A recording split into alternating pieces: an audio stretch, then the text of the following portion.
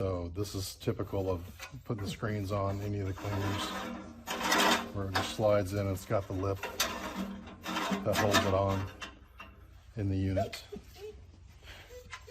This model has just 4 screens. Just 4 screens, but 5 screen and 10 screen and 20 screen, depending on the size of the cleaner. The front of all the cleaners is where the good product will come out. The back is where the FM or the foreign material would come out.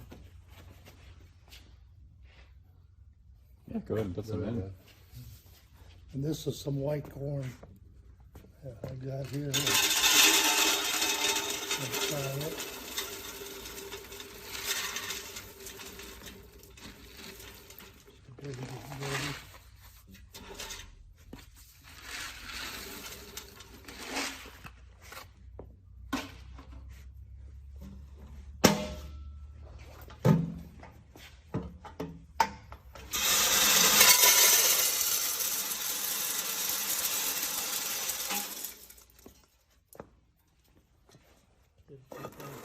Yeah, so here you can see the FM, which I'm probably in the shade, right in